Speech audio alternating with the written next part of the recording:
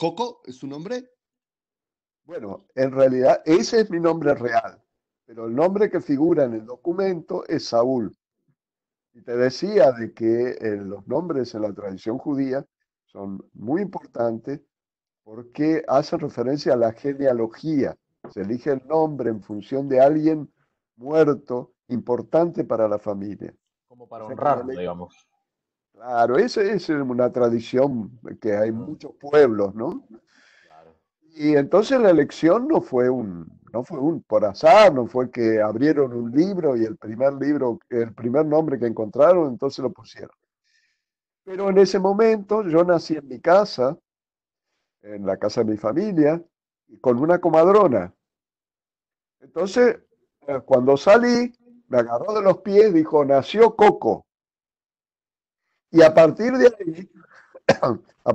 ahí, yo descubrí lo importante de la esquizofrenia. Voy caminando y de atrás alguien me llama, Saúl, no necesito darme vuelta, yo sé que no tiene una relación próxima conmigo, que probablemente sea alguien de la universidad, un paciente que no ha tenido demasiado trato conmigo. Entonces, son dos personas de las tantas, porque después de la esquizofrenia fui a las múltiples personalidades. Fue evolucionando la situación. Por favor, llámenme Coco. Y, tu historia, Coco, me recuerda mucho la mía. O sea, la gente me conoce como Papusa, Papusa Molina, y ese es un nombre que mi padre me quería llamar así. Mi padre era enamorado de la historia de los indígenas, bueno, mexicanos que se convirtieron en norteamericanos a partir de 1857. Y el papús es dos cosas en varios de los lenguajes de las diferentes naciones indígenas norteamericanas. El papús es el bebé y también es esa como cajita que construyen con ramas de abedul y pieles, donde cargan los niños en la espalda. Y yo era el primer hijo, la primera hija. Entonces, mi mamá me contaba que un día, poco antes de nacer, a las 2 de la mañana, mi papá la despierta y le dice, papuso. Y mi mamá le dice, ¿de qué me estás hablando?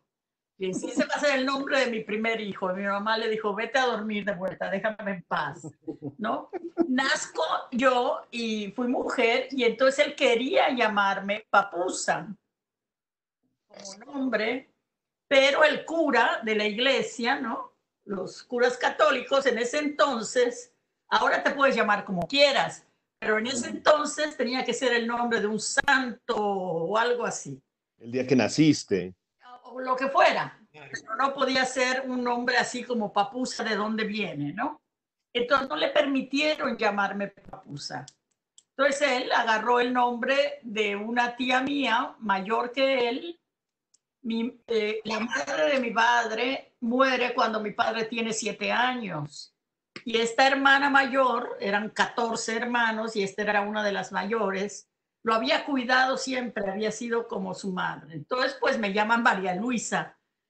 Y como tú, cuando alguien dice María Luisa o no me conoce para nada, me conoce nada más por papeles oficiales, o me quieren regañar, porque así me regañaba mi mamá. Cuando mi mamá decía María Luisa, yo sabía que estaba en problemas. Papusa. Y en Estados Unidos, cuando estudié allá y vivía allá 20 años, ahí no tienen tanto problema con los nombres oficiales. Incluso mi doctorado, cuando recibí el doctorado, yo quise honrar a mi padre, porque yo sabía que mi padre hubiera sido feliz. Yo también perdí a mi padre cuando tenía 25 años. Y entonces ahí te mandan a preguntar del Colegio de Graduados, ¿cómo quieres que diga tu título? Y entonces yo le dije, pues ponle María Luisa, el oficial, Papusa Molina. Y así sale mi título de doctorado. Wow. ¿Qué tal, no? Pensé que regresaría yo a México, azares del destino, regreso a México. Y entonces el problema con el Ministerio de Educación para revalidar mi título, porque primero no tenía mi segundo apellido, solo decía Molina, y a ver que los gringos utilizan nada más el primer apellido. Entonces tuve que meterle el López y decir que María Luisa Papuza era la misma que María Luisa, y tuve que llevar testigos y ante un notario. Fue aquello para poder validar el título de doctorado, porque es el único papel oficial donde dice Papuza. Qué lindo. Los otros papeles son María Luisa. O sea que es una historia paralela, de cierta manera, a tu historia, Coco. Oh, qué bonito. Papuza, aunque mi nombre oficial es María Luisa.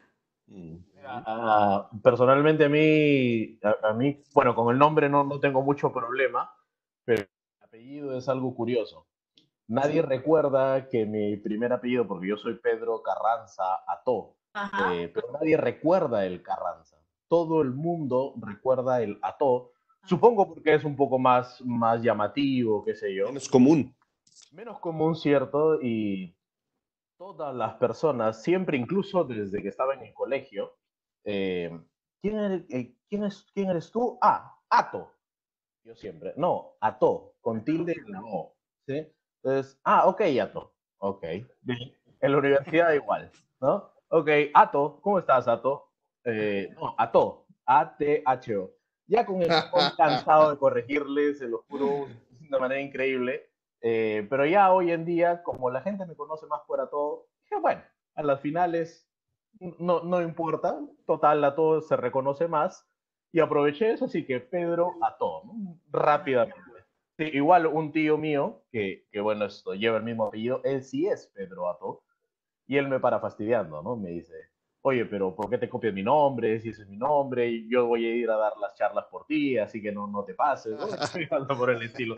Pero no, Pedro Ató para todo el mundo, no hay ningún problema con eso. Pero es una cuestión eso de los nombres, ¿ah? Es muy... Claro, claro. Fíjate, para mí sí ha sido un problema el nombre. De entrada porque llevo el nombre del abuelo. Y entonces yo fui como la competencia entre mi tía y mi mamá, y el primero que naciera iba a tener el nombre del abuelo, con todo lo que implica, ¿no? Tener el nombre del abuelo. Sí. A mí Maximino nunca me ha gustado, cómo se oye, cómo suena, no lo identificó conmigo, y entonces desde primaria yo me he encargado que solo me digan Max, no Maximino. Después alguna vez lo busco y veo que significa incongruencia desde el diccionario en ese entonces, cuando lo buscaba, porque venía de máximo y venía de mínimo. Y entonces un poco me reconcilié con el nombre hasta que llegué a la parte existencial, porque lo pude ver como una tensión, lo pude ver como un dilema. Pero yo, tal cual, en mis redes, en todos los lugares, yo me quito el Maximino y lo convierto en Maxmino, como para romper como esa parte de jalar el Maximino. Y ahorita cuando dices lo de Ató, yo tengo 3 perritos que los considero mis hijos. El primero se llama Soren, por el filósofo Soren Avi Kierkegaard. El segundo se llama Foucault. No, me parecía muy común ponerle Michel, entonces le puse Foucault, ¿por qué no? Y el tercero se llama Dostoyevsky, ¿no? No me gustó Fyodor, pues le pongo Dostoyevsky. Y entonces, ¿cómo? Claro. Y después déjame decirte que después Foucault se peleaba muchísimo con Dostoyevsky. Y aquí me decía, pues claro, tiene que pelear, o sea, no puede estar juntos. Pero me acordaste lo de Ató, porque a Dostoy, yo le decía Dostoy de cariño. Y la gente entendía, no estoy. Entonces cambié a llamarle por sus nombres, digamos, más comunes. El chiquito se llama Señor Ratón, que es Soren. El segundo, Foucault, le pongo Fukiguchi, Fuquitos, como sea, Foquitos. Y a Dostoyevsky le digo Señor Gordito, ya. Quedó el problema erradicado. Me hace pensar lo que dice Goethe, ¿no? Cómo realmente la identidad se construye en la relación. Así es. Así es. Y entonces esa relación, la que te nombra, la que te construye, la que crea todo un lenguaje, como decías ahorita de tus perritos, Max, ¿no? Es decir, cómo la construcción con la gente te lleva a inclusive abandonar nombres, por decirlo así, intelectualizados, y se convierte en un hombre familiar, un hombre de casa, un hombre que implica la Hacerlos relación legibles. entre tú y ellos, ¿no? Claro. Entonces, mientras decías eso, me quedé pensando en todo esto de la construcción de múltiples identidades que se dan en las relaciones. Entonces hay gente para la que somos Saúl o María Luisa o Pedro Carranza o Maximino, y hay gentes para las que somos Coco, Papusa, Max, Pedro Ató, ¿no? O sea, ¿cómo, cómo esas diferencias de relaciones nos van definiendo, nos van nombrando, construyendo, y crea todo un lenguaje en esa relación? O sea, me quedé pensando en eso, que No, me hace recordar a esta vieja broma, ¿no?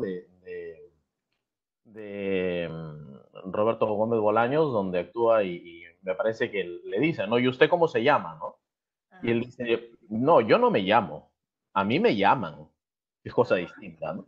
Y es muy Claro. cierto, ¿ah? Es muy cierto. Porque se lo juro, cuando yo escuché eso, muy de niño, y dije, bueno, pero tiene mucha razón, muy aparte de la broma, ¿no? Y bueno, a él supuestamente le pusieron, o bueno, él se puso Chespirito, según él cuenta, por un Shakespeare chiquito, ¿no? Por eso es Chespirito. Y me parece muy interesante su broma, muy aparte de la carcajada. Es muy interesante la forma de decir, bueno, no me llamo, porque yo a mí mismo no tuve la oportunidad de poder autodefinirme, sino son las redes, la cuestión que me ha ido definiendo a mí. Y creo que esa definición va a ir cambiando, ¿no? Sí, y creo que siempre va cambiando a lo largo del... no, y el amigo Bakhtin también decía eso, ¿no? Es en el diálogo, en el cómo me llama el otro, que yo cobro existencia, ¿no? Es decir, si tú no me llamas, yo no existo. Si tú no me pelas, si tú no me respondes, si tú no entras en diálogo, pues de allí que no, nada existe fuera del diálogo, diría Bakhtin, ¿no? Cuando dices eso me hace recordar a lo que decía pues esta metáfora, eh, este dilema, ¿no? Donde dice, si un árbol se cae y no hay nadie para escucharlo, realmente suena, ¿no?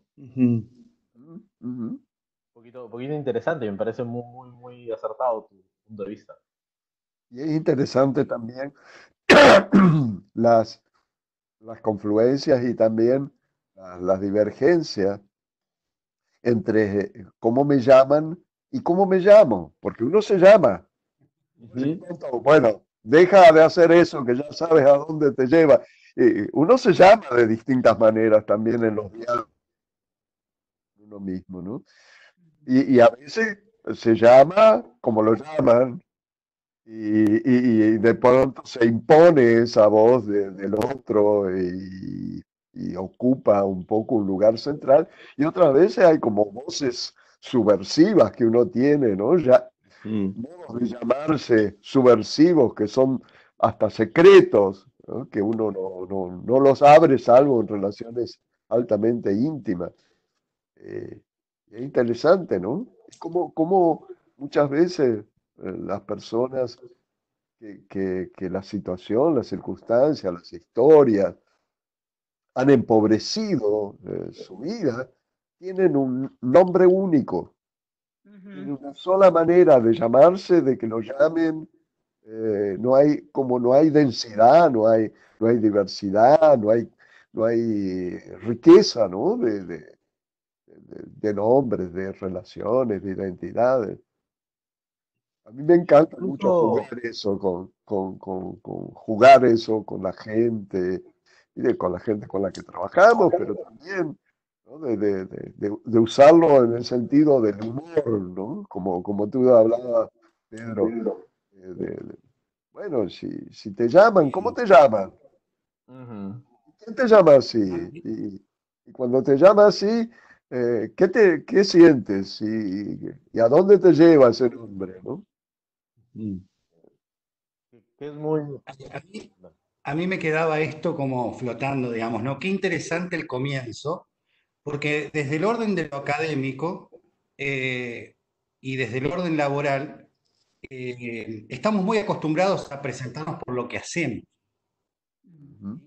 Bueno, comenzamos por el nombre y por este recorrido que vemos que esta cuestión de cómo, desde la concepción tradicional de cómo nos manejamos en los ambientes, sobre todo académicos, se marca inmediatamente una distancia. Entonces el otro no es prójimo, no es próximo, el otro es sí, y sabemos lo que hace. Y acá, por lo propiamente humano, el nombre, la historia personal y compartiendo esto de los yoes, que me parece que también habla de ese diálogo diferente cuando nosotros también hablamos de humanizar la educación y humanizar, porque por esto no se comienza normalmente en las instituciones. Así es. Es muy interesante porque bueno, la historia nos dice, pues, incluso pues en los campos de concentración te convertías en un número, ¿no? No. Y dejabas de ser, dejabas tu identidad. Y eso era una parte muy, muy conflictuada, supongo yo, en las personas que han sufrido pues estas atrocidades, ¿no? Yo creo que es muy impactante el hecho de nombrarte. Bueno, mira, a tal punto, no sé si esto viene al caso, pero lo comento porque es algo que me viene a la mente. Eh, a tal punto tiene fuerza el nombre donde en algunas religiones, la católica por ejemplo, menciona que cuando tú nombras algo, tienes poder sobre ello, ¿no? Entonces, es muy interesante y tal fuerza y tal carga psicológica podría tener el nombre para poder dominar algo con el hecho de ponerle un nombre, ¿no? Eso me parece muy, muy interesante. Fíjate que me quiero colgar a esta parte que dices porque me llama mucho la atención cómo a ratos, digamos, esta relación conmigo mismo me lleva como a abrir otros que soy, ¿no? Como en esta parte de que no hay un yo, sino siempre terminamos siendo otros y como a ratos vivimos en guerra por todos estos otros que quieren salir de alguna manera y a ratos nos conflictúa mucho la conciencia de ser tantos a la vez y entonces qué discurso voy a validar, a cuál le voy a dar vida, a cuál voy a matar, como de alguna manera siempre pensando como que somos de alguna manera como extranjeros, como que no hay nativos, porque siempre nos estamos expulsando, siempre nos estamos creando, y creo que a ratos eso todavía cuesta como trabajo, como meterlo en las áreas de educación, en las áreas de psicología, ¿no? Que nos queremos pedir como una identidad todavía fija, unificada, constante. Bueno, finalmente todavía, por ejemplo, acá en México me parece que es algo que pedimos todavía en las formaciones de psicología y todo esto, ¿no? Y bueno, eso pensaba con lo que estabas diciendo, Ato. Sí, sí, es cierto. Y digamos, el poder destructivo que tiene la exigencia de coherencia, esa herencia de la modernidad, que es tan fuerte que la arrastramos, aunque intelectualmente eh, hayamos cuestionado, hayamos desarrollado un pensamiento crítico. Esa cosa de hay que ser coherente, que implica no hay que Sí, tener bueno, contradicciones, ¿no? Es tan fuerte que lleva al pensamiento único, que lleva a la identidad única, que lleva a todo lo único, ¿no? Y es tan doloroso eso. Pero yo siento que esto ha empezado a filtrar, ¿no? Sobre todo con todo este movimiento que empezó como el Made in America, o sea, todo este movimiento de mirar a la salud mental y en particular la esquizofrenia de diferente manera, ¿no? Platicábamos nosotros acá en la oportunidad que ya Cosécula estuvo y que estamos trabajando ahora con diálogos abiertos. Hemos tratado de unificar en la salud mental tanto un yo integrado. Teníamos que definir la esquizofrenia como algo que estaba mal, esa gente que oía voces, que tenía diferentes personalidades, diferentes yo por allá. Y que yo le decía, y nos reíamos un poco, que si a García Márquez alguna vez lo diagnosticaron como esquizofrénico, ¿no? Yo creo que todo artista en ese sentido sería un esquizofrénico. Ujú. Es El necesario. dramaturgo, Shakespeare, agarremos a quien querramos agarrar, ¿no? De la literatura latinoamericana serían una partida de esquizofrénicos, porque las voces que escuchan para crear los personajes tan fuertes que crean, ¿no? Y que hacen y nos llevan a vivir estas distintas realidades de que cuando tú te metes a 100 años de soledad, llega un momento en que no sabes dónde tú estás viviendo dentro de la novela. Y entonces decíamos, ¿qué pasa? Que no queremos escuchar y legitimar las voces de aquellas personas que han sido diagnosticadas desde la modernidad como esquizofrénicas, como bipolares, como personas que no pueden integrar el yo y tener un yo coherente. Yo creo que nadie tiene un yo coherente, creo yo. Esa es mi papusa. Creo que nos hemos acostumbrado a callarnos y a presentar un yo muy estructuradito para que nadie nos diga que estamos locos.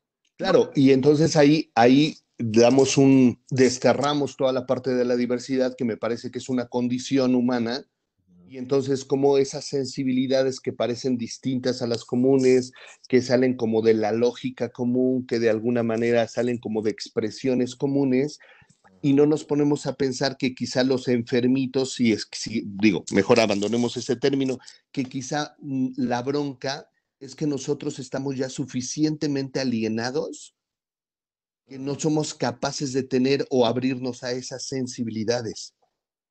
Fíjate, yo tenía una suegra diagnosticada como esquizofrénica y dependiendo del momento donde iba, pues le metían algún otro trastorno o alguna otra cosa, ¿no?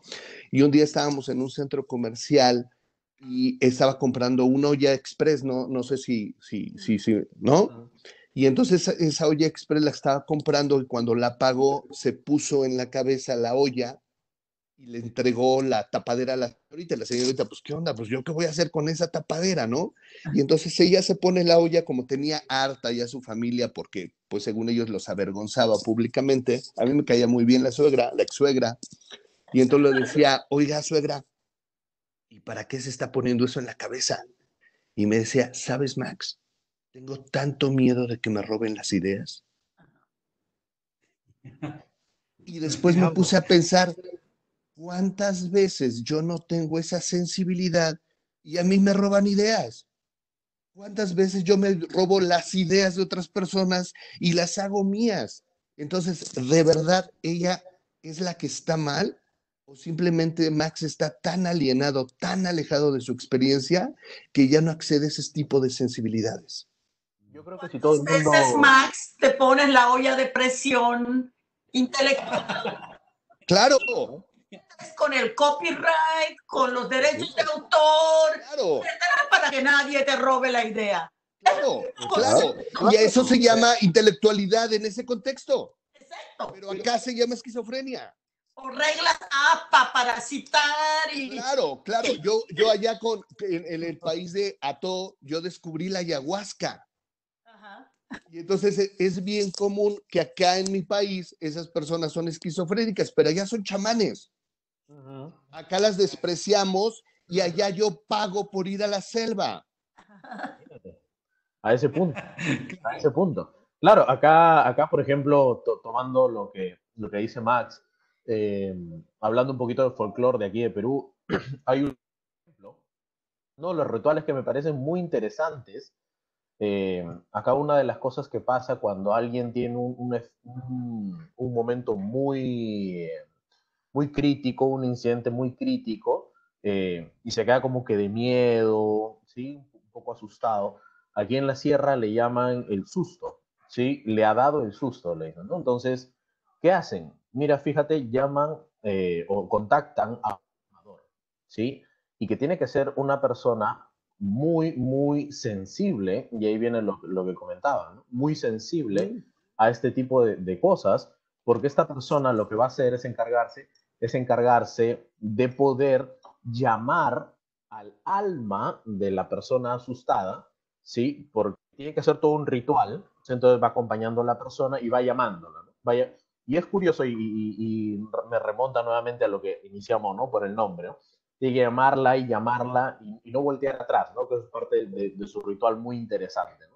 Llamarla y llamarla, ven, no te quedes, hasta que nuevamente tiene que ir al lugar donde sucedió el hecho y regresar, pues, y llamarla hasta que la persona se encuentre con esa alma que perdió, ¿no? Entonces, y lo más curioso, ¿no? Un hecho anecdótico es que si es que voltea a ver al alma, el alma se va. ¿Sí? Ellos tienen esa concepción. Si Wow. volteas a ver al alma, se va y tienes que regresarte. Si es que fue por el cerro, en la punta, tienes que regresarte a la punta del cerro a volver a llamarlo. ¿Sí? Y hay mucha gente que ha fallecido por esta situación.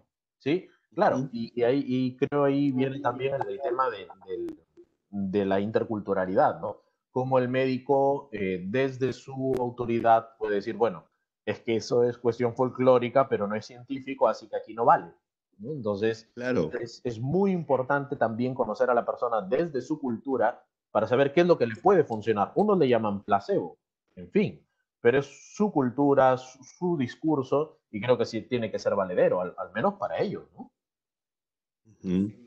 Pero a mí, en esto que decías, me hace acordar un poco de la aparición de San Francisco de Asís, ¿no? Ajá. Vos decías autoridad, lo trasladamos al discurso dominante.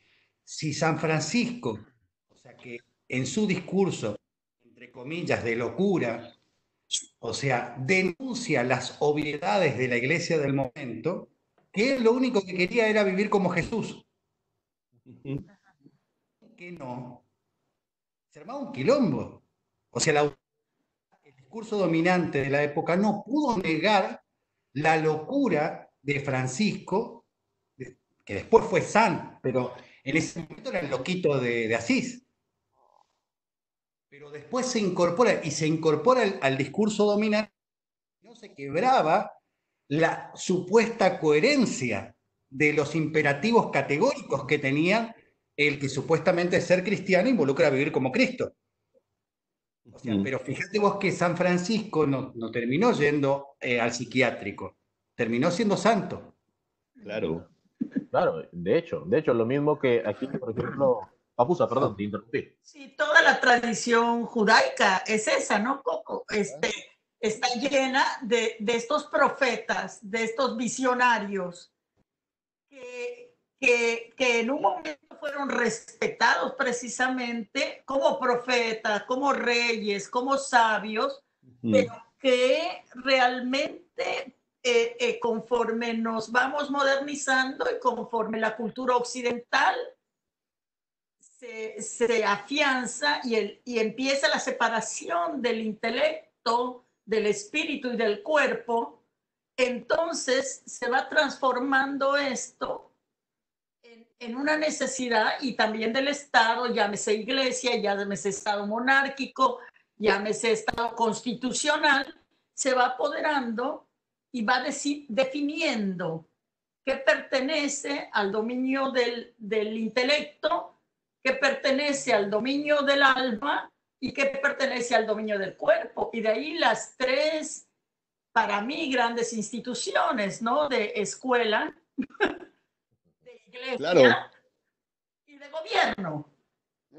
En otra parte, controlan y legislan las tres diferentes partes de quiénes somos como seres humanos y de cómo nos tenemos que relacionar. Entonces, hace unos días teníamos una reunión de la red de investigación relacional y hablábamos de eso, que como en la academia, en las universidades, la investigación relacional tiene tanto trabajo, o sea, tiene tanto rechazo. Y decíamos cómo ir abriendo esos espacios.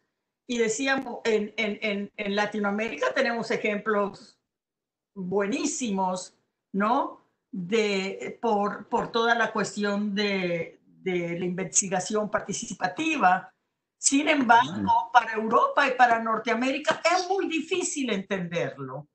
Entonces, tenemos estudiantes latinoamericanos ahorita, por ejemplo, del Taos Institute, haciendo sus doctorados, y como son con universidades europeas, estamos teniendo problemas terribles a la hora de la defensa de tesis, porque uno no entiende el lenguaje circular de los latinoamericanos, que empezamos aquí como esto que se ha dado, empezamos aquí y nos va llevando, nos va llevando y nos va llevando a hablar un diálogo. Ese es uno de los problemas. Y dos, que siempre estamos hablando en relación con los otros, no solamente con el otro, que es individualizado, pero con los otros, hablando siempre de comunidad, ¿no? Cómo nuestro trabajo impacta las comunidades y los contextos históricos de los que venimos y donde trabajamos y donde estamos inmersos. Y entonces tenemos un problema ahorita brutal con 2 o 3 doctorantes porque les están rechazando la tesis doctoral en Europa porque no es lo suficientemente lineal y coherente, y es una falta de comprensión, ¿no? Y decíamos que cómo desarrollar, por ejemplo, un doctorado, que es una conversación que, bueno, el que esté interesado pudiéramos entrarle, pero que la estamos teniendo con Bolivia. ¿Cómo crear un doctorado de ciencias sociales netamente nuestro? Sea una copia aquí en México de lo norteamericano, y en Sudamérica me he dado cuenta que es más una copia de lo europeo en general. Y para nosotros es Norteamérica, ¿no? De los Estados Unidos. ¿Y cómo deshacernos de eso? ¿Cómo poder repensar la investigación, repensar la producción de conocimiento desde, ahora sí que desde las cuestiones básicas ontológicas y epistemológicas, desde otro lugar? Yo me sumo a lo que estás diciendo, Papusa. En realidad quiero recordarles que el inicio de nuestra conversación, antes de grabar, no tenía que ver con los nombres, tenía que ver con lo global y lo local. Empezamos a hablar de los localismos y de los hábitos y de cómo eso de alguna manera va construyendo una cultura. Y me parece que esto que está planteando Papusa es como un tema, yo lo siento para mí, que yo trabajo mucho en Europa, es un tema que aún no he conseguido que se quede tranquilo dentro mío. Porque de pronto encontrarme con que lo que tú decías, investigación-acción para un alemán, es casi positivista, es simplemente una variante. Y cuando yo les decía, sí, pero miren que en Latinoamérica nosotros le agregamos una P, es investigación, acción participativa. Pero eso es otra cosa, eso no es investigación. Claro. Y ahí empieza una cosa que es ontológica, es la manera en que se construye el mundo, que se construye no solo el conocimiento, sino aún las personas con una mente más abierta, se les diluye la identidad cuando entran en ese terreno. Y bueno, claro, los que tenemos cierta edad ya hemos pasado por las confrontaciones, por las guerras de liberación intelectual, y sabemos que en realidad eso lo único que conduce, así como lo hemos hecho, es a polarizar más y a rigidificar más las posiciones. Es decir, no conduce a un intercambio que produzca algo nuevo. Entonces, yo me he encontrado que con esto que tú dices, Papusa, y oscilo. La verdad que yo oscilo entre decir, bueno, vamos a ampliar mucho, así entra todo, y vamos a concentrarnos en esto que es lo más local. Veremos después, luego, cómo integramos. Es decir, esa oscilación es una cosa que me ocupa mucho y que no tengo la más mínima idea de por dónde ir, ¿no? Sí, pero es que lo local, es que también desde el pensamiento occidental y el pensamiento moderno, nos dice que lo local es local y está dividido por fronteras. Pero, por ejemplo, me puedo referir a algo que hablábamos antes, esto del nombrarse. ¿Cómo te nombran? Nosotros hemos estado trabajando esta idea de que las ideas ancestrales son ideas posmodernas el día de hoy. Es decir, los bar mitzvahs existen desde tiempos ancestrales y es una manera de que entras a ser un adulto. Existe la confirmación en el catolicismo, existe, que viene de la tradición judea, del bar mitzvah, entre los indígenas, todos los pueblos indígenas, hay toda una ceremonia de nombrarse y de entrar a ser un adulto. Y esta cuestión de que lo más importante es la comunidad. Nosotros hemos estado mirando a los conceptos de salud mental en los pueblos indígenas y no solo de Latinoamérica, nos hemos metido a todo el trabajo que han hecho en Samoa y en Australia, la gente de Just Therapy, y nos hemos metido a ver lo que, aunque Jaco no lo dice mucho, lo que la gente, los samis en el norte de Finlandia piensan. Los pueblos indígenas, todos, desde el punto de vista del día de hoy, son posmodernos. Sí, La salud sí. mental es la integración contigo mismo y con tus relaciones y con los ancestros. Hay algo que me resuena muchísimo con lo que comentas, que me parece es muy interesante. Voy conectando mi cargador. Algo que quería comentarles es justamente aquí en Perú, el segundo idioma oficial es el quechua, ¿sí? Y si usted revisa un poquito acerca del quechua, es un idioma muy interesante y toda la razón, concuerdo muchísimo con lo que dice Papusa, toda la razón cuando se habla de que las culturas antiguas son las posmodernas de hoy. En el idioma quechua, eh, es un idioma que no está centrado en la persona misma, sino está centrada en el prójimo. Es más, hay el modo de saludo, como solamente un ejemplo, el modo de saludo del quechua, para poder decir un hola, en quechua, es un ¿estás bien? ¿Sí? O sea, no es un hola, yo te saludo, no es un yo te saludo, sino es me preocupo porque tú estés bien, ¿sí? Entonces, es muy diferente y bueno, hay una frase que me remonta a esto que dice que actualmente pues somos una sociedad que individualmente es muy inteligente, pero lamentablemente a nivel colectivo no lo somos tanto, lo cual sí lo eran antes las culturas pues indígenas, que justamente, si me quiero poner un poquito acá medio subversivo, a alguien pues le convendría eso de divide y vencerás, porque lo colectivo al segregarse pues empieza a ser individualista y empiezan las peleas, ¿no? Me resonó mucho y creo que tienes toda la razón en ese punto, ¿no? Sí.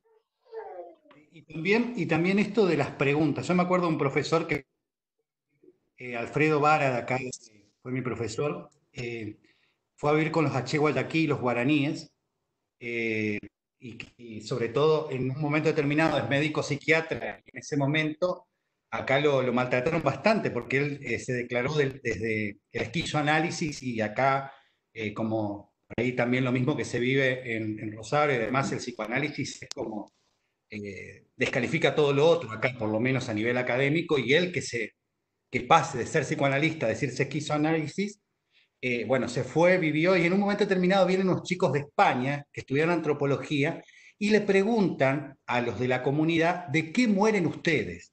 Digo, qué importante lo de la pregunta, cómo reflejan que nosotros preguntamos desde Occidente y desde lo académico.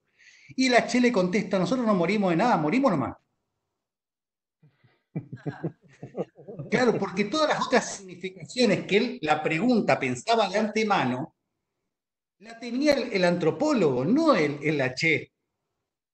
Ujú. Siento también de que por ahí hasta estamos, por eso es tan importante, y en esto en la educación y en los momentos, la pregunta, ¿cómo hacemos la pregunta? ¿Desde dónde parte la pregunta?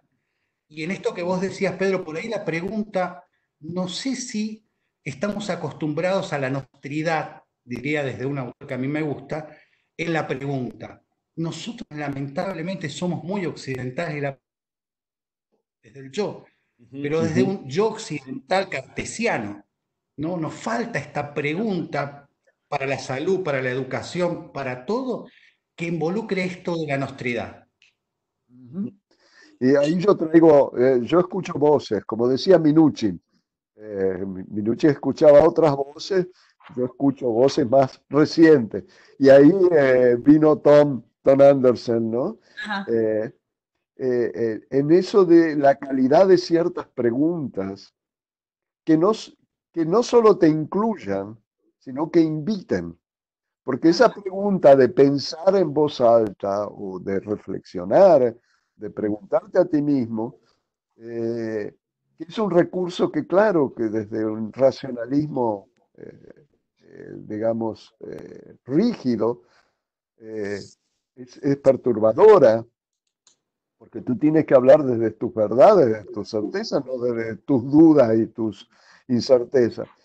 Y yo recuerdo siempre la manera en que Tom hacía estas preguntas, ¿no? Y que no eran técnica, eran artesanales, porque tenían una técnica, claro que tiene una técnica que uno necesita aprender, pero que además había una cualidad estética, ¿sí? Que tocaba profundamente lo emocional y lo simbólico, ¿no? De la dimensión simbólica del sentido.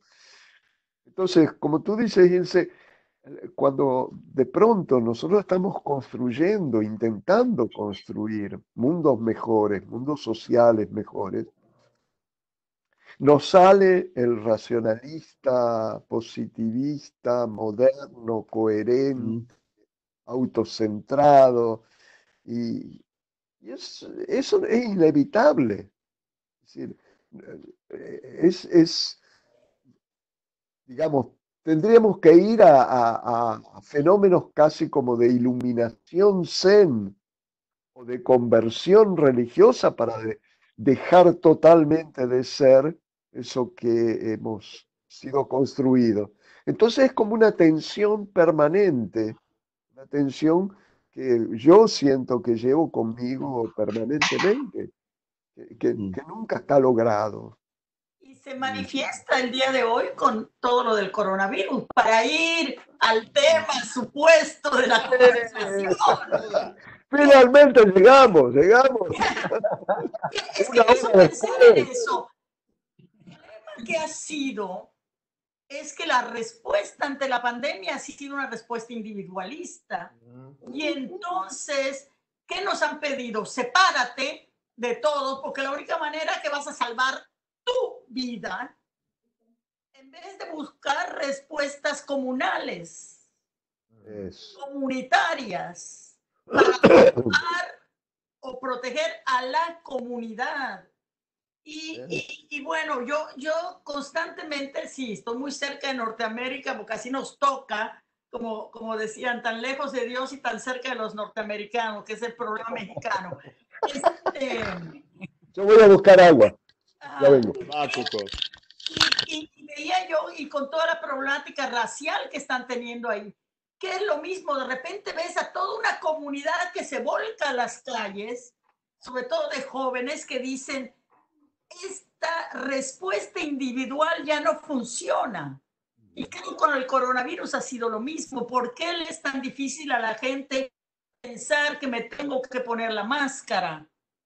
O me la pongo, el tapabocas, para no infectarme yo. Pero porque así se nos ha presentado, ¿no?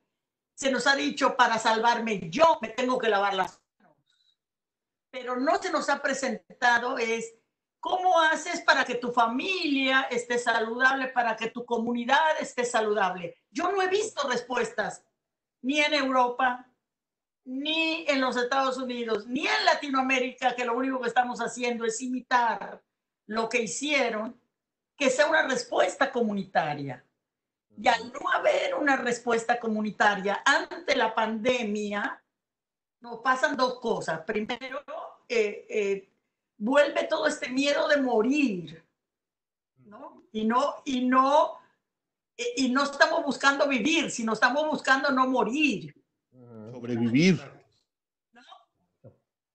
Pero el mensaje es, para que no mueras, tienes que hacer esto. Entonces, al tocar una lucha de zombies, ¿no? Del emocional del no morir, y luego lo que tú tienes que hacer individualmente, lavarte las manos, no hablar con otra gente, usar el tapabocas, que no es que no sea necesario, pero que no está planteado desde la comunidad.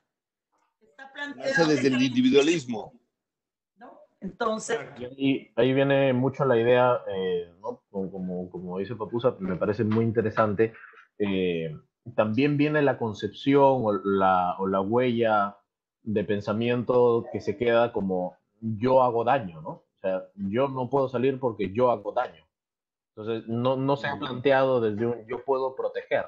Yo puedo proteger al otro, puedo preocuparme por el otro, no, sino es yo a la par que quiero salvarme, pero también yo soy un agente potencial de daño.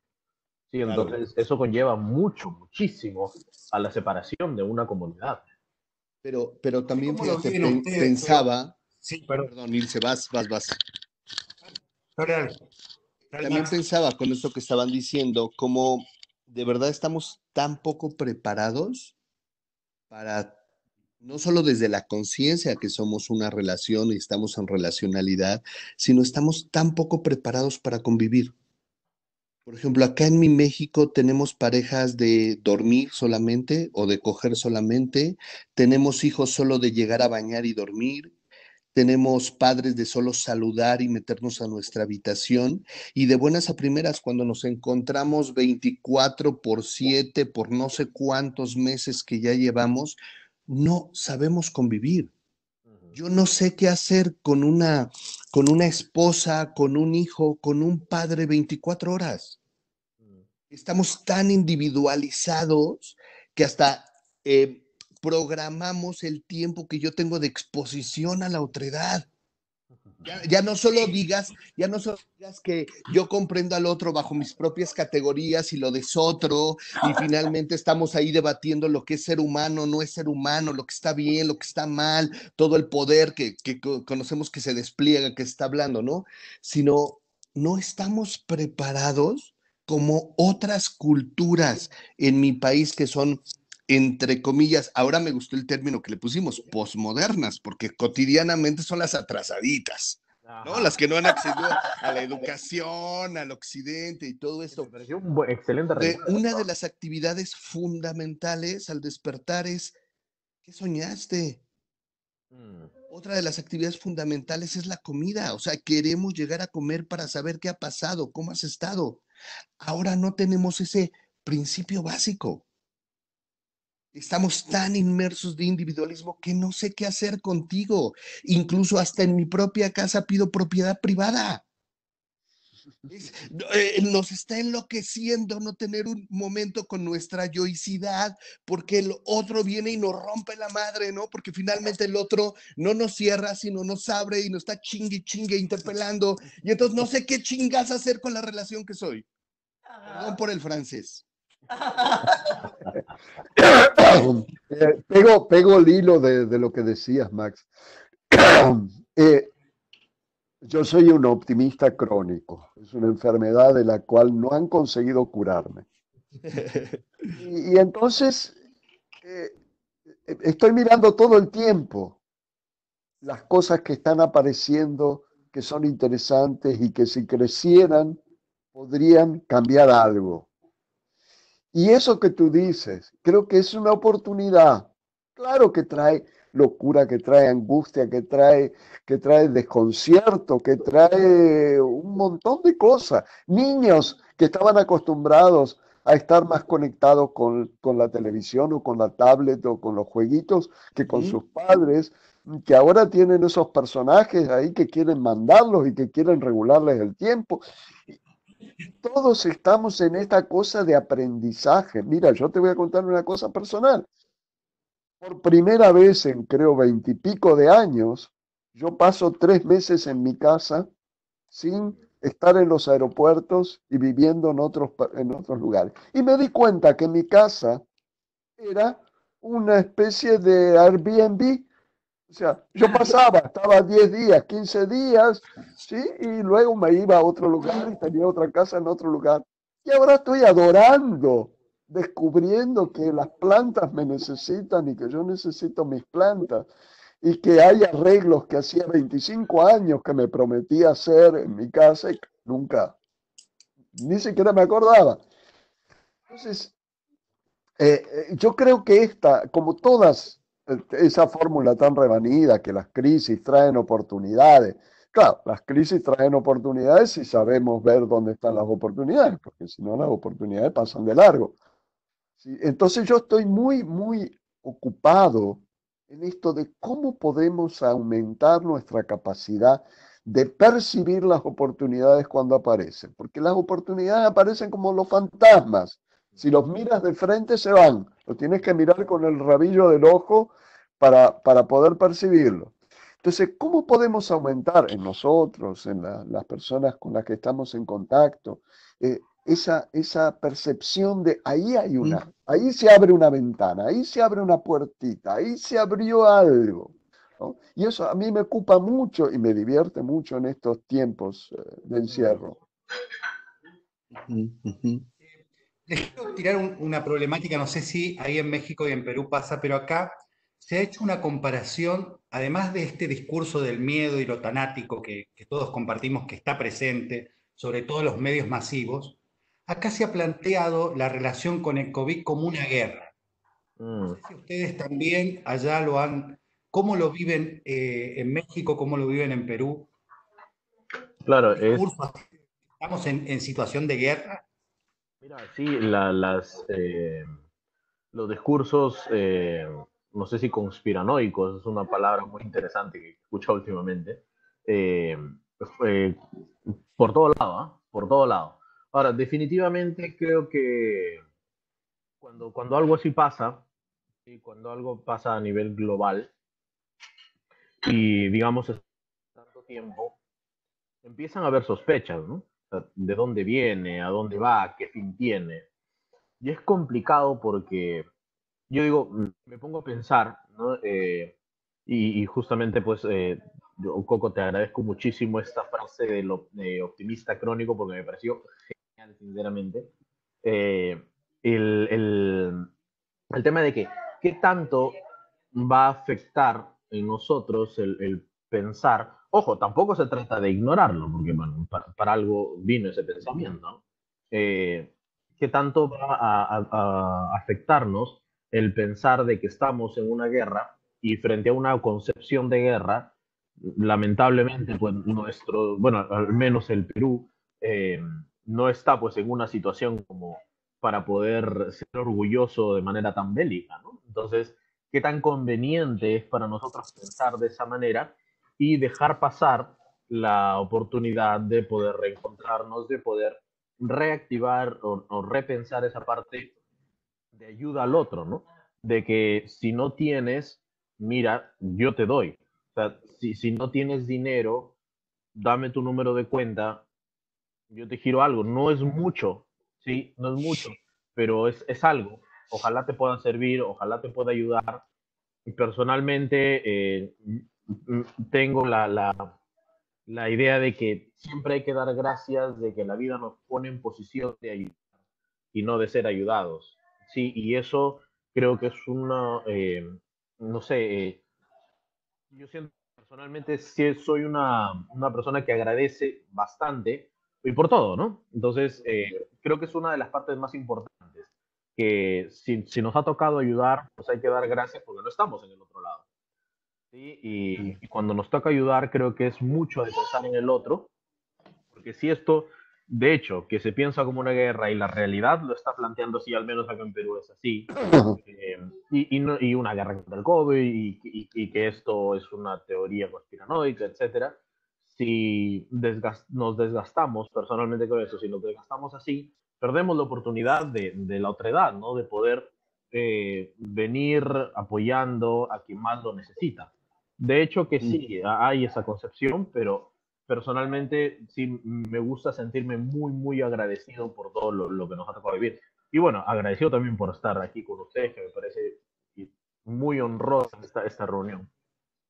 Claro. Es un camino interesante el que has planteado, Ilse. Me resulta interesante. Me recuerda mucho cómo Barnett Pierce daba vuelta en torno de las metáforas sociales y cómo nos construyen esas metáforas y también nos destruyen porque nos impiden ver otras maneras. Y, y la metáfora de la guerra no es una cosa azarosa que haya surgido en este momento del mundo, ¿no? Donde todo es guerra, la guerra comercial, la guerra mediática, la guerra de los localismos y fundamentalismos, todo se ha vuelto una metáfora de guerra que es constitutiva de ese occidente del que hablábamos.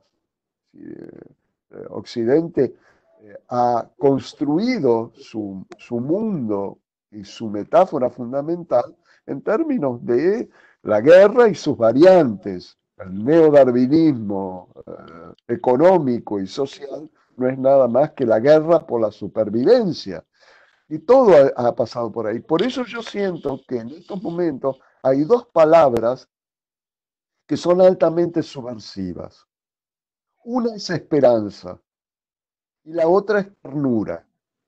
Sí, son dos palabras que tienen un poder subversivo enorme, por lo menos en la sensación y en el sentimiento que yo tengo, ¿no? Hablar de esperanza en un mundo en que parece que todos son apocalípticos.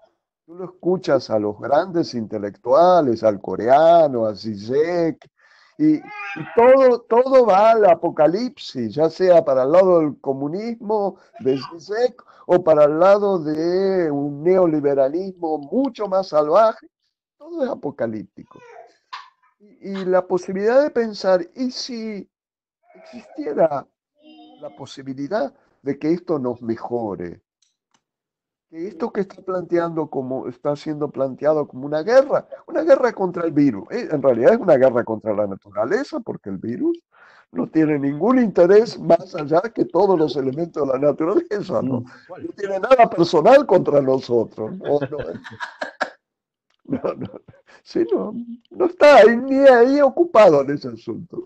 Entonces, de pronto, a mí me sirve mucho la manera en que Morán piensa las crisis. Es una forma de ponerme, de colocarme, que me sirve. Porque cuando él muestra cómo en los procesos críticos pequeñas acciones pueden desatar profundas modificaciones. Una de las cosas que hace es me calma el revolucionario adolescente que hay en mí, que quiere cambiar el universo. Y me lleva a la pregunta, ¿y qué puedes hacer de pequeño en tu pequeño mundo social para alimentar un cambio, alimentar algo mejor? ¿Sí? ¿Qué es lo que depende de ti? Porque ya el Palacio de Invierno fue tomado y así no fue. Y bueno, eh, entonces eso es el pensar en pequeño, el pensar en presente. Hoy, ahora, ¿qué puedo hacer yo por mi vecino? Y mi vecino, ¿qué puede hacer por mí?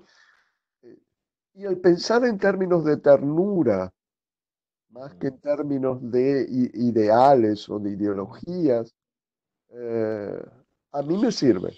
A mí me está sirviendo mucho. Estoy aprovechando mucho esta crisis. Hay algo que me resuena mucho de lo que comentas cuando se habla de esta supervivencia, ¿no? Esta lucha por la supervivencia, nace algo muy interesante. Perdón, mi bebé que está por ahí gritando. Eh, Nace algo muy Lo interesante. contrario, tráelo para conocerlo. Sí, sí, sí. De acá lo traigo para que lo vean al paquete de 8 meses que tengo por ahí. Nace una idea muy interesante que dice supervivencia, claro, es cierto, pero es una idea muy curiosa que me permito cuestionarla desde mi postura, eh, porque hablamos de supervivencia y yo quiero sobrevivir, y si quiero sobrevivir es porque quiero cuidar lo que tengo, ¿no? Entonces, cuando me pongo a pensar en eso, y justamente hablabas de las metáforas, entonces me pongo a pensar y digo, y ya, ¿y yo qué tengo, no? O sea, en realidad es un patrimonio mundial lo que yo estoy escondiendo, estoy escondiendo las pirámides aquí en mi casa, o sea, ¿qué tanto realmente es lo que vale? ¿Sí? Porque en realidad soy yo el que le da un valor a todo esto. ¿Qué tanto es lo que vale? ¿Y por qué puedo morir defendiendo este pedazo de terruño cuando si lo pongo en esa perspectiva, es en realidad la sociedad quien tiene lo necesario para poder sobrevivir, ¿no? Entonces, en cuestión de supervivencia, tengo que mirar, creo yo, a lo que tengo y saber de que no es mucho, ¿no? Y a pesar de que tenga, no sé, ¿no? Que no lo tengo, 3 millones de dólares en mi cuenta bancaria, pues sé que eso es una metáfora.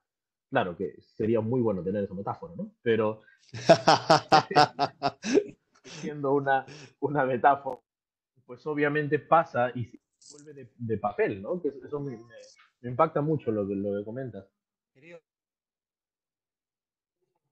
por los que compartir esto y poder subirlo. Papusa, Max, quieren ir cerrando con esto en conexión y vamos despidiéndonos. Y yo lo que estaba pensando como, digo, quiero ser optimista como Coco, la verdad. Yo soy un poco menos optimista, pero sí quiero impregnarme de ese optimismo, Coco, de tuyo y de todo. Mira qué hermoso, qué guapo, chamaco. ¿Es nena o ¡Epa! es nene? Es nene, varón. Qué bonito. Y entonces lo que me ponía a pensar como esta situación solo resalta como los tipos de vinculación que tenemos. Y sí creo que siempre que estamos en una situación que podría ser extrema, se destaca, por ejemplo, cómo la violencia sigue siendo un principio de relación, Ujú. sigue siendo la respuesta, cómo la violencia se encubre como de justicia y entonces doy todos los argumentos para exterminarte, cómo se envuelve de justicia y entonces a lo mejor no te extermino, pero te domestico, porque finalmente no estoy acostumbrado en esto que hemos hablado todos, como a soportar la incertidumbre, a soportar la angustia de lo que implica el vínculo. Y entonces sí veo cómo nos dividimos en nosotros y los otros, o nosotros y ellos, en yo y los otros, en mi familia y las otras familias, y cómo esto es como la primera respuesta que tenemos. Y suena doloroso porque finalmente es un aprendizaje que tenemos. Creo que por eso me gustó cuando fuimos a las comunidades. Yo vivo en un pueblo que se llama Contreras y a ratos me desespera que pareciera que aquí en mi pueblo no pasa nada. Se siguen saludando de beso, platican, están todos metidos en la tienda, ¿no? Y veo cómo en mí se destapa la violencia, cómo yo me creo mejor que ellos, porque entrecomilladamente yo me separo, yo me individualizo y yo pierdo a mi colectividad. Y entonces digo, puta, y se supone que tú eres el que piensa, se supone el que tú leíste medio libro y estás repitiendo exactamente lo mismo. Claro que tenemos muchas posibilidades porque la violencia es una decisión. Claro que tengo muchas posibilidades para ir más allá de exterminarte o ir más allá de domesticarte, pero sí creo que tenemos que tener una cultura, como en muchos países ya se ha reventado, una cultura donde yo pueda tratar lo que no voy a conocer nunca, donde yo pueda tratar de verdad esa otredad que no se parece a mí, que no puedo reducir en categorías. Y no solo eso, no, simplemente que yo pueda cuidar eso, que el otro me destape, cuidarlo. Yo no me cierro con esta parte. A mí no me gustaban los perros. Cuando llegó Soren, mi ex esposa me lo puso a la altura de la cara y él abrió sus ojitos y yo vi sus ojos abiertos y eso simplemente me convocó a sacar lo mejor para mí, de mí para él. Yo dije, este cuate lo único que va a hacer en este planeta es ser feliz porque yo lo voy a cuidar. Sin más justificación y sin más explicación. Simplemente por el hecho, como tú dices, Coco, como tú dices todo, como ha dicho Papusa, simplemente por el hecho de revelarme y decir que el principio sea el cuidado, que el principio sea acompañar. Y creo que ahí tenemos una posibilidad enorme de salir de este individualismo atroz que me lleva a violentarte.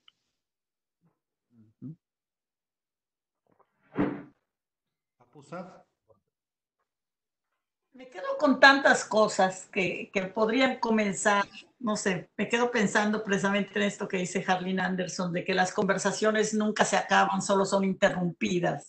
Exacto. Porque lo que dijiste ahorita del perro y la mirada y el descubrirte como cuidador, ¿no? Me llevó a 18,000 conversaciones más.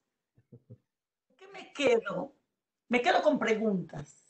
Me quedo, hay una parte de mí que he sido educadora, creo que desde andaba en el 6º año de primaria, cuando le enseñé a mis primitos cómo hacer suma de quebrados, de fracciones.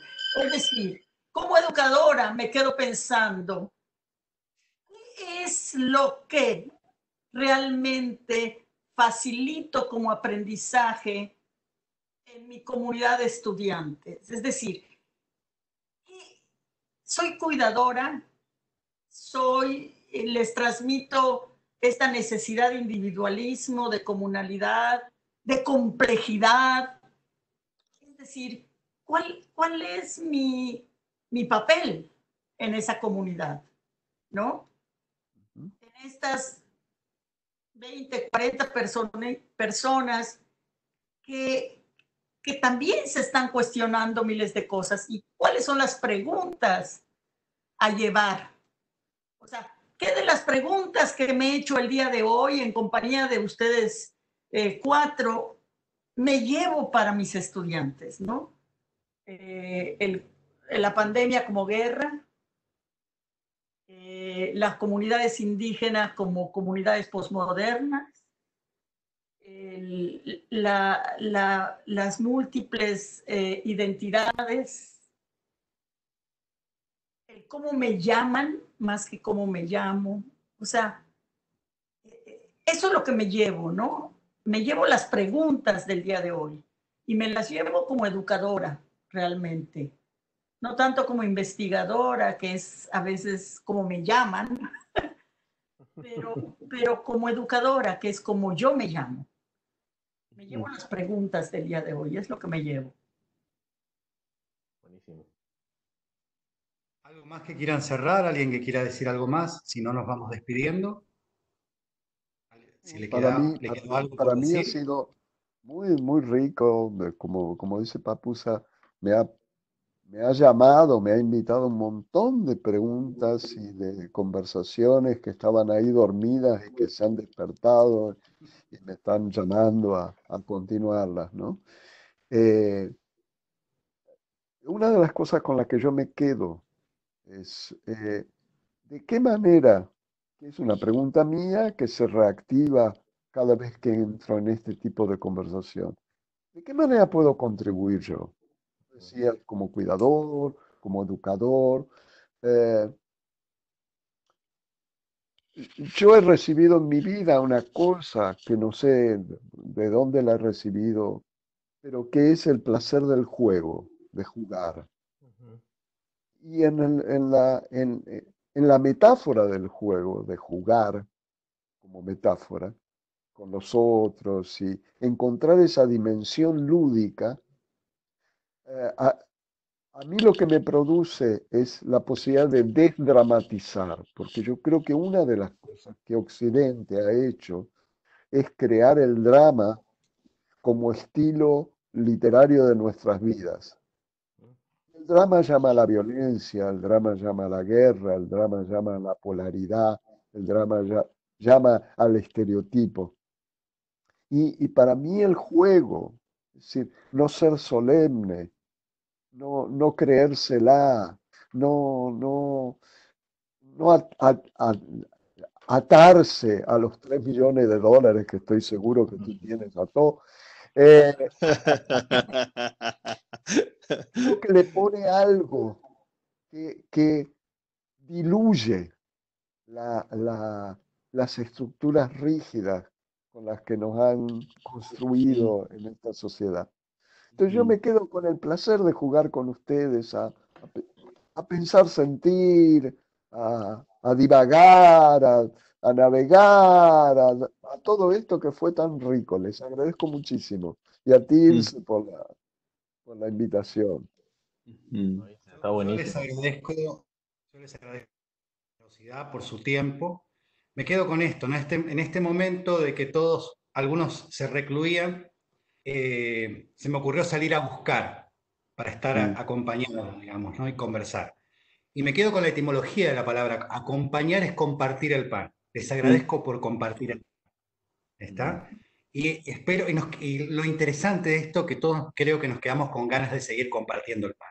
Así que les mando un abrazo virtual y les agradezco por su generosidad. Un Muchas gusto gracias, Ilse. compartir. Gracias. Nos vemos. Chao, Nos chao. vemos. Nos vemos. Hasta luego. Hasta luego. Adiós.